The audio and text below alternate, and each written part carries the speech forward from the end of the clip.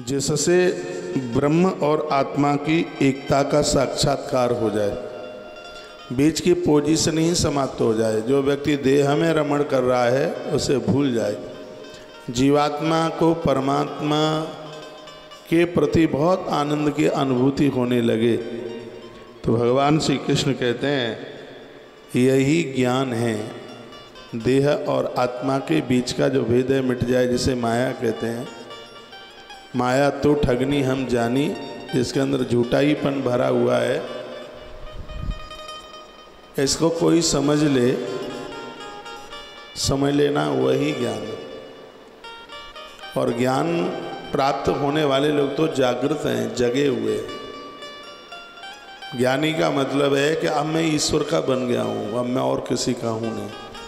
संसार के साथ तो बस फॉर्मेलिटियाँ पूरी कर रहा हूँ, मैं भगवान का हूँ और भगवान मेरे हैं। ग्रंथ कहता है जो ऐसा निर्णय ले लेता है मैं भगवान का हूँ, भगवान मेरे हैं, परमात्मा उस भक्त के संग ऐसे ऐसे चलते हैं जैसे ब्याई हुई गाय अपने बछड़े के संग संग चलती है। एक क्षण के लिए भी वो उसे छोड़ती नहीं है। तो इस ग्रंथ में वर्णन है कि जो भक्त है उसको भगवान बिल्कुल नहीं छोड़ते। परमात्मा के भक्त बनकर जिंदगी जीने की कोशिश कीजिए, यही जीवन का सर्वोच्च आनंद है। दुनिया को ठगने वाला इंसान भगवान को भी ठगने की कोशिश में लगा हुआ है, सोच रहा है इसको भी ठग करके पकड़ करके डाल दूं इसको, लेकिन ऐसा हो नहीं पाएगा। हाँ, वो सर्वात्मा है।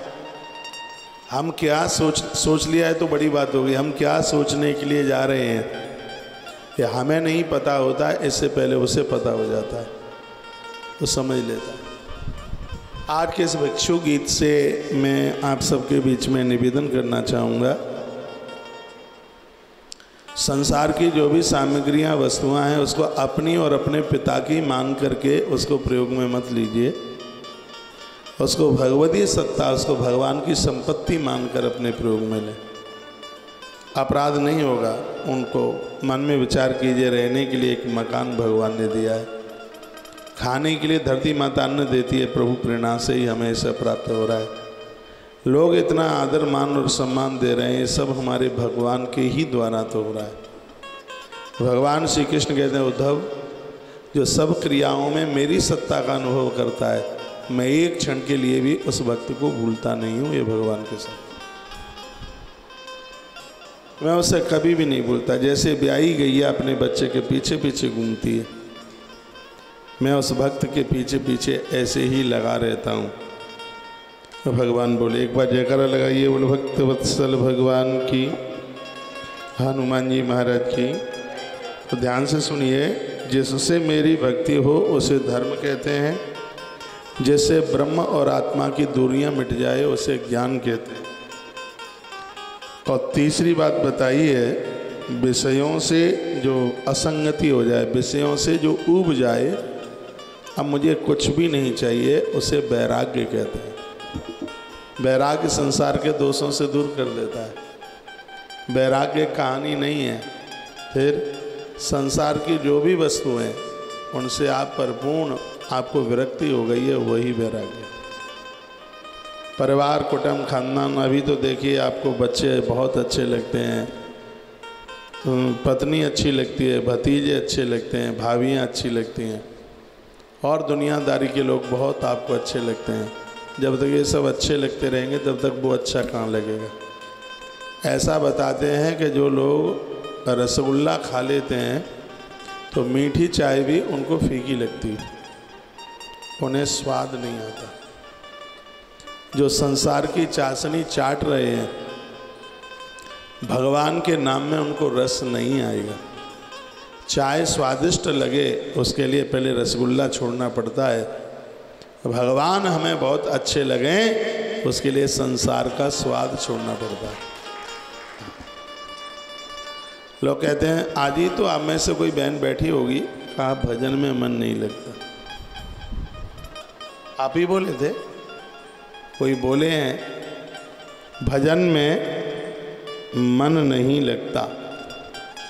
भजन में मन लगेगा जब जिसका भजन कर रहे हो उसको अपना मान लो। उसको कितनी देर के लिए अपना मानते हैं? जितनी देर के लिए हम अपना कार्य उसे पूरा करवाना चाहते हैं। मंदिर में जाते हैं सब, उतनी देर के लिए 10 मिनट के लिए उसको अपना मान लेते हैं। कहते हैं हमें ये भी दे दो, ये भी दे दो, ये भी दे दो, ये भी दे दो।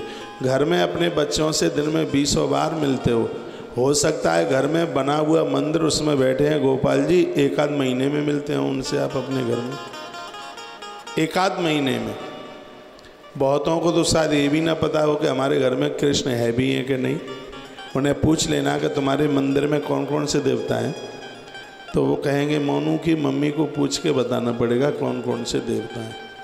हमें पता नहीं है, उन्हें ज़रूरत ही नहीं पड़ रही है। वो कभी मंदिर में धोख प्रणाम करते ही नहीं हैं, तो उन्हें कहाँ से पता होगा। कितना अद्भुत यहाँ वर्णन किया गया है। कहा गया है जिससे मेरी भक्ति हो जाए वही धर्म है, जिससे ब्रह्म और आत्मा का एकाकार हो जाए वही ज्ञान है, विषयों से असंगति हो जाए बस जीवन का यही वैराग्य है, और 8 सिद्धियां मिल जाएं यही जीवन का सबसे बड़ा ऐश्वर्य है। और यहाँ इस ग्रंथ में कहा जा रहा है ये अष्टदा सिद्धि मिल जाती हैं यही जीवन का सर्वोच्च ऐश्वर्य है। अणिमा महिमा लगिमा ईशावासुनता प्राकाम्य, ये अष्टदा सिद्धियाँ हनुमान जी के पास 8 होती। हनुमान जी जल पर थल की तरह चलते थे, हनुमान जी आकाश में उड़ते थे। एक हनुमान जी एक बार में अनेक रूप बना लेते थे। यह उन्हें आशीर्वाद भक्ति माता से मिला, जानकी माता से मिला। अष्ट सिद्धि नव निधि के दाता असबर दीन जानकी माता, ये मैया ने वरदान दिया था कि 8 सिद्धि 9 निधि तुम्हारे पास हो। जब हम हनुमान बन करके जीते हैं तो हमारी भक्ति हमें 8 सिद्धियां दे देती है। सीता माई भक्ति ही तो। और इस आज के प्रवचन में भी बात को भक्ति से ही आरंभ किया गया है, भक्ति के साथ इसको जोड़ा गया है। पूछा गया जिस कर्म के द्वारा मेरा भजन हो जाए वही भक्ति है,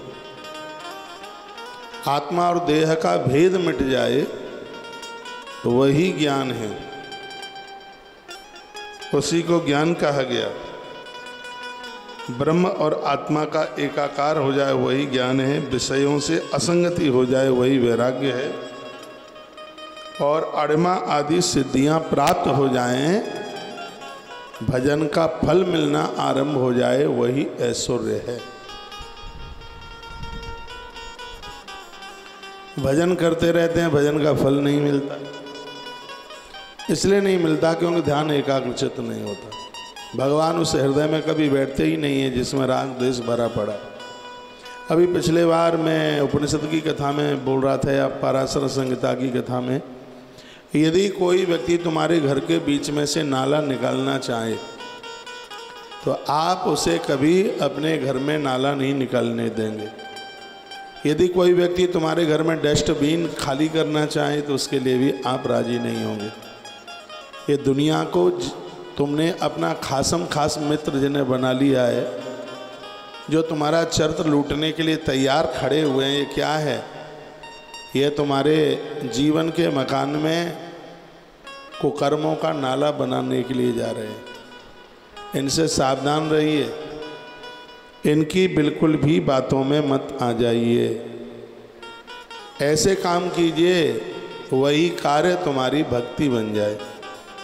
जो कर्म हमारी भक्ति बन जाते हैं, ईश्वर कभी भी उनसे दूर नहीं जाता। ऐसा वर्णन किया गया, ऐसा कहा गया, कहा जिससे मेरी भक्ति हो जाती है ये धर्म है, धर्मो रक्षित रक्षित है। हम धर्म की रक्षा करते हैं तो धर्म फिर हमारी रक्षा करता है। ब्रह्म और आत्मा का बिल्कुल संबंध जुड़ जाए, ज्ञान है, अणिमादि सिद्धियां मिल जाएं, ये ऐश्वर्य है।